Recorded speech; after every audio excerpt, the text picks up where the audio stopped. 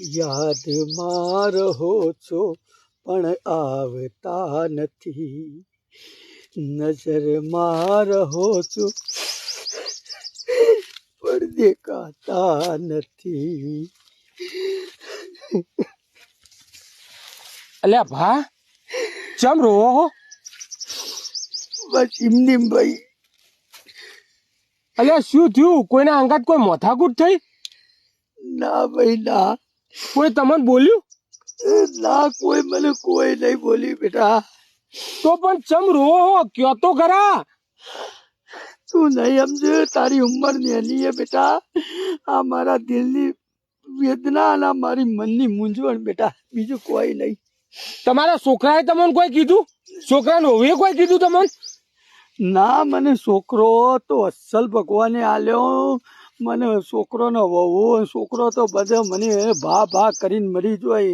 મને અસલ ઘેર ટીપાઈ ઉપર ખાવાનું આલે, ખુરશીમાં બિહારી, અને એનો નેનો ટેણીઓ હોય ને ભાઈ, દાદા કરીને તો ગોડો થઈ જોઈ. પણ તને હું કહું, જ્યારે ઘેર જઉં ને ઉમરો અંડોળું ને, મને 3 વખત વિચાર આવે કે આ ઘર પારકું હોય ને એવું લાગે. અને તારી કાકી હતી ને ભાઈ, એટલે હોભળું લ્યા, આ શબ્દ હોભળવા વાળું કોઈ નહીં. મારી કાકીની યાદ આવે એમ? ભાઈ તારી કાકીની બહુ યાદ આવે. પણ ભા હવે કુદરતને જે ગમ્યું એ ખરું, અને મારી કાકીને તો જે ખાસો વર્ષ થયો, હવે અચાનક તમને બધાને એવું લાગે કે તાર કાકી જ્યાં વર્ષો થઈ ગયો, પણ મને તો કાલ જઈ હોય ને એવું લાગે. અને એ જઈ તો મને લઈને જવું તું કે મને એકલા મૂકીને જઈ? પણ ભા તમને રાખવા વાળો આટલો બધો હું, તોય તમને એમ ચમ લાગે કાકીના હંગાત હું જેવો હોય તો સારું હતું? ભાઈ તને જીવનની વાસ્તવિકતા તને ખબર નહીં હોય. જો ભાઈ, જીવનમાં જે સ્ત્રીનો આદમી મરી જાય ને, એ સ્ત્રી આખી જીવન ગુજારે ને, એને ખૂબ ધન્યવાદ આલવો પડે. પણ જ્યારે કોઈ આદમી એકલો રહી જાય ને, એનું સ્ત્રી એનું બૈરું મરી જાય ને, એ એના મનની વાત કરવી હોય ને તો કોને કે?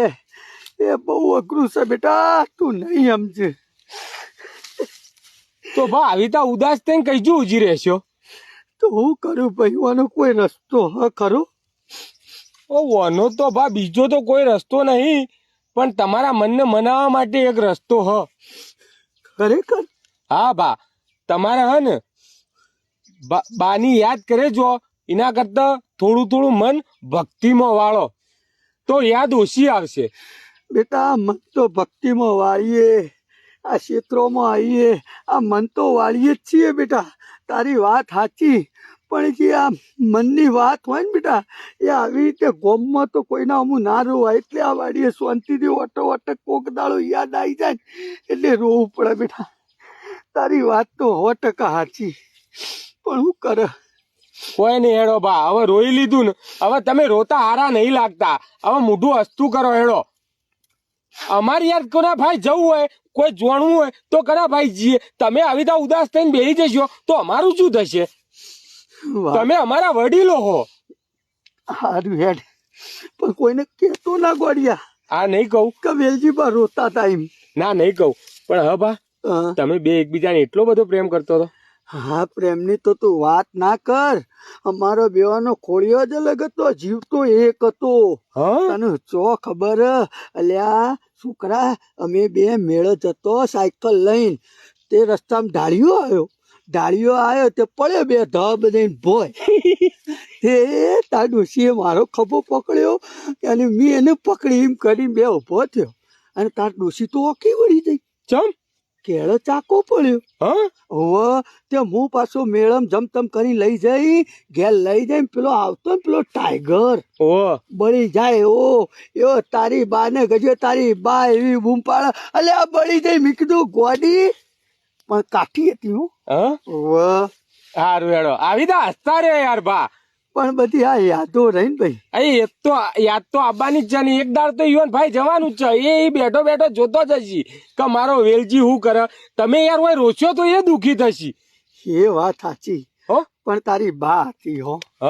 લેડો બા, હું કહું હવે હસતા થઈ ગયા હોય તો હું સિટીમાં જતો તો તે આબુ હંગાત તે સિટીમાં જઈને શું કરવા જોઈએ છે? નાસ્તો કરવા. નાસ્તો કરવા? ઓ લે હડો આજ તો તમને ગોટા ખવડાવું. સનાજી વાળા ને? ઓહો.